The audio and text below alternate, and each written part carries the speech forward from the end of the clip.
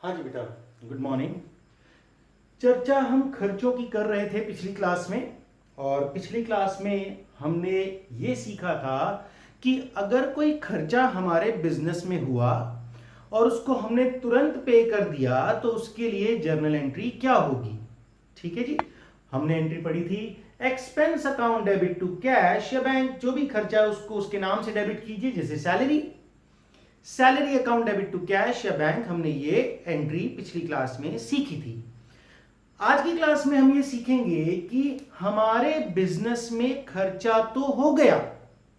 ठीक है जी, हमारे बिजनेस में खर्चा तो हो गया, बट उसका पेमेंट हमने उस समय नहीं किया, डेफर कर दिया, आगे के लिए टाल दिया।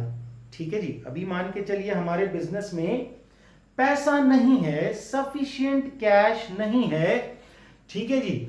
या बैंक बैलेंस भी नहीं है, या हमें कोई और जरूरी खर्चों के लिए उसका इस्तेमाल करना है। तो हमने कोई खर्चा किया और उसका पेमेंट अगर हमने अभी नहीं किया, फ्यूचर के लिए टाल दिया, तो उस खर्चे को हम कहेंगे आउटस्टैंडिंग एक्सपेंस। खर्चा हो गया है, ठीक है जी, खर्चा हो गया है बट चुकाया नहीं है अभी, तो ऐसी सिचुएशन में उस खर्चे को बोलेंगे हम आउटस्टैंडिंग एक्सपेंस। फ्यूचर में चुका देंगे, हम मना नहीं कर रहे हैं। ठीक है जी, हमने खर्चा कर दिया है बट उसका पेमेंट अभी नहीं किया है। देखिए जी, जर्नल एंट्रीज हमारी आज की हैं, expenses due but not paid. ठीक है जी, एक्सपेंस हो चुका है, ठीक है जी, खर्चा हो गया है, ठीक है, खर्चा हो गया है बट नॉट पेड, चुकाया नहीं है, अभी बकाया है। ठीक है जी, खर्चा हो गया। मान के चलिए हमने अपने एम्प्लॉय से बेनिफिट ले लिया, उसकी सर्विसेज ले ली, उससे काम करा लिया, बट उसकी सैलरी इस महीने की हम नहीं दे पा रहे। हमने उससे बोला कि हम तुम्हारी सैलरी कुछ समय बाद दे देंगे।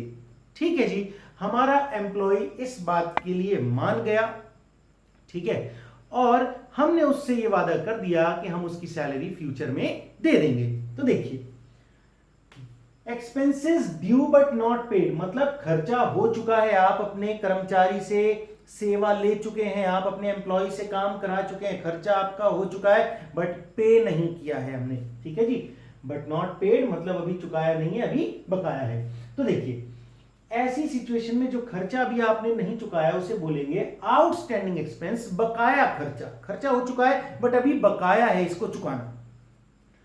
तो जी, ये हो जाएगा अपना आउटस्टैंडिंग एक्सपेंस। आउटस्टैंडिंग एक्सपेंस जब तक हम नहीं चुका देंगे तब तक वो हमारे लिए एक लायबिलिटी बना रहेगा। ठीक है जी, बकाया खर्चा है, जब तक हम उसे नहीं चुका देंगे तब तक वो क्या बना रहेगा, हमारे लिए एक लायबिलिटी बना रहेगा, और लायबिलिटी बढ़ रही है तो क्रेडिट होगा। ठीक है जी। देखिए, outstanding expense is a liability till it is paid. बकाया खर्च तब तक एक लायबिलिटी है जब तक चुकाया ना जाए। भाई देखिए, मैंने एक एग्जांपल लिया, salary of May 2020 paid in August 2020।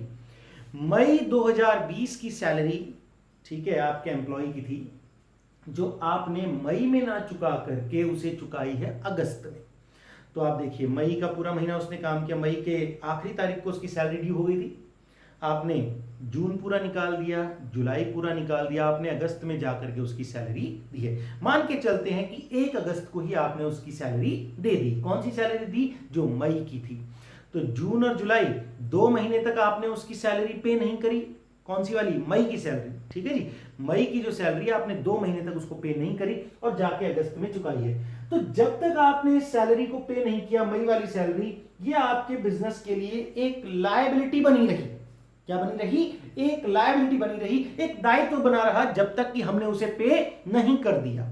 ठीक है जी, तो ध्यान दीजिए, मई की सैलरी है, मई की सैलरी है, अगस्त में चुका रहे हो, तो तब तक ये क्या बनी रही, एक लायबिलिटी। क्लियर है जी।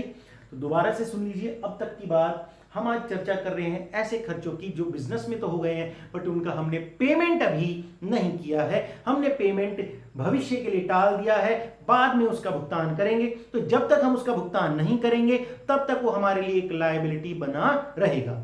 ठीक है जी, तो जैसे एक्सपेंस ड्यू हुआ, खर्चा हो गया, खर्चा होते ही डेबिट होगा, खर्चे बढ़ते हैं या खर्चे होते हैं तो डेबिट। और नॉट पेड का मतलब है अभी चुकाया नहीं है, अभी बकाया है, तो उसे बोलेंगे आउटस्टैंडिंग एक्सपेंस।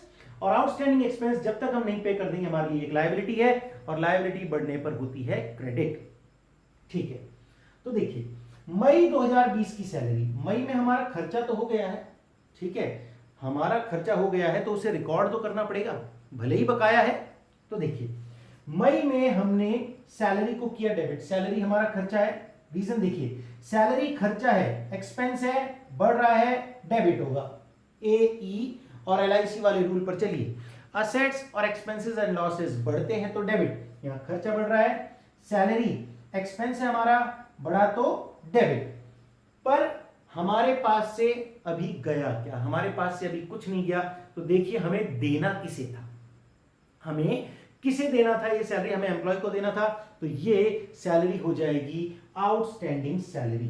तो आउटस्टैंडिंग सैलरी क्या है, हमारे लिए एक लायबिलिटी है जब तक कि हम इसे चुका ना दें, तो आउटस्टैंडिंग सैलरी हमारी लायबिलिटी है, लायबिलिटी बढ़ी तो हो गई क्रेडिट। तो एंट्री क्या बनी, देखिए डेबिट क्या हो रहा है, सैलरी, सैलरी एक खर्चा है जो कि हो चुका है, सैलरी 1,00,000 रुपए की अभी देना बाकी है, तो जो लायबिलिटी है उसको क्रेडिट कीजिए, लायबिलिटी का नाम है आउटस्टैंडिंग सैलरी। ठीक है जी, अब ये आउटस्टैंडिंग सैलरी आपकी बुक्स में एक लायबिलिटी के तौर पर बनी रहेगी, ये अकाउंट आपने खोल दिया है, ये आपकी बुक्स में तब तक खुला रहेगा जब तक कि आप इसे पे नहीं कर देंगे। आपने अगस्त के महीने में ये आउटस्टैंडिंग सैलरी पे कर दी, तो अब देखिए आउटस्टैंडिंग सैलरी जो कि आपकी लायबिलिटी थी अब घट रही है क्योंकि आप उसको पे कर रहे हो, लायबिलिटी घटी तो होगी डेबिट, तो हमने उसको डेबिट किया, आउटस्टैंडिंग सैलरी अकाउंट डेबिट, क्या गया आपके पास से, कैश या बैंक के थ्रू आप उसका पेमेंट करेंगे, तो कैश या बैंक बैलेंस आपकी एसेट है जो कि डिक्रीज होगी तो हो जाएगी क्रेडिट। तो देखिए ये अकाउंट जो पहले खुला था यहां डेबिट होकर के बंद हो गया, debit is equal to credit, debit और क्रेडिट हमेशा बराबर रहते हैं। आपका ये खाता क्रेडिट हुआ था जब ओपन हुआ, जब आपने इसको लायबिलिटी को पे कर दिया तो ये लायबिलिटी खत्म हो गई, तो ये डेबिट होकर के आपने इसको बंद कर दिया। ठीक है जी, तो ध्यान दीजिएगा अगर आप तुरंत भुगतान कर देते सैलरी का तो एंट्री बन जाती salary account debit to cash, जो कि पिछली क्लास में पढ़ा, पर अभी सैलरी आपने तुरंत भुगतान नहीं करी तो ये बन गई अपने लिए एक लायबिलिटी और हो गई आउटस्टैंडिंग सैलरी। जिस दिन आप इसको पे कर रहे हो ये आउटस्टैंडिंग सैलरी से आउटस्टैंडिंग सैलरी अकाउंट कैंसिल हो गया और आपने पेमेंट कर दिया, तो एंट्री रहेगी सैलरी टू कैश। तो ये आउटस्टैंडिंग सैलरी का अकाउंट कब तक खुला रहेगा आपकी बुक्स में, जब तक कि आप इसको पे नहीं कर देते। ठीक है जी, इसी तरीके से रेंट भी हो सकता है, आपने लैंडलॉर्ड का जो रेंट है वो पे नहीं किया, आपने 2 महीने के लिए टाल दिया, तो जिस दिन आपका रेंट ड्यू हो गया आपने एंट्री करी rent account debit to outstanding rent, rent to outstanding rent, और जिस दिन आपने रेंट चुकाया उस दिन एंट्री करोगे outstanding rent account debit to cash या बैंक। हर खर्चे के साथ ऐसा ही होगा जो भी बकाया है। तो उम्मीद है ये समझ में आ गया होगा आपको। फिर से एक बार क्विक रिवीजन कर लेते हैं। जर्नल एंट्रीज किससे रिलेटेड, ऐसे एक्सपेंसेस के रिलेटेड जो ड्यू तो हो गए बट पे नहीं हुए, मतलब खर्चा हो चुका है बट चुकाया नहीं है, अभी बकाया है। खर्चा होता है तो डेबिट होगा, अभी बकाया है तो हमारे लिए एक लायबिलिटी बन गया, आउटस्टैंडिंग एक्सपेंस एक लायबिलिटी है, बढ़ते ही हो जाएगा credit. Outstanding expense is a liability till it is paid, बकाया खर्च तब तक एक लायबिलिटी रहेगा जब तक कि चुकाया ना जाए, जिस दिन हम इसे चुका देंगे ये हमारी लायबिलिटी खत्म हो जाएगी। इससे रिलेटेड एक एग्जांपल हमने देखा, ठीक है जी, तो पहले आप इसको बना लीजिएगा, उसके बाद ये एग्जांपल उसके नीचे नोट डाउन कर लीजिएगा।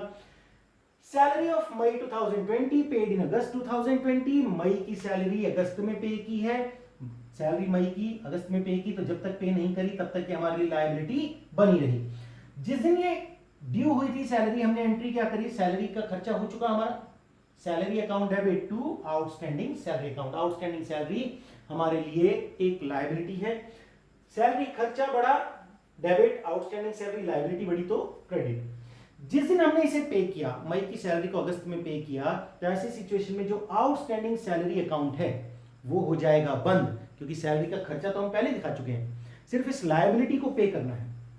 तो आउटस्टैंडिंग सैलरी हमारे लिए लायबिलिटी है, इसको जैसे ही हम पे करेंगे तो पैसा हमारे पास से जाएगा, तो यहाँ लायबिलिटी जो पहले हमारी बनी थी वो घट रही है, हो जाएगी डेबिट, और उसके बदले में हमें देना पड़ रहा है पैसा, तभी तो हमारा दायित्व उतरेगा, हमारी लायबिलिटी उतरेगी, तो कैश या बैंक कम हो जाएगा, असेट कम होगी तो हो जाएगी क्रेडिट। तो बेटा ये यहां तक कर लीजिएगा, अगले क्लास में हम प्रीपेड एक्सपेंसेस की बात करेंगे। ओके।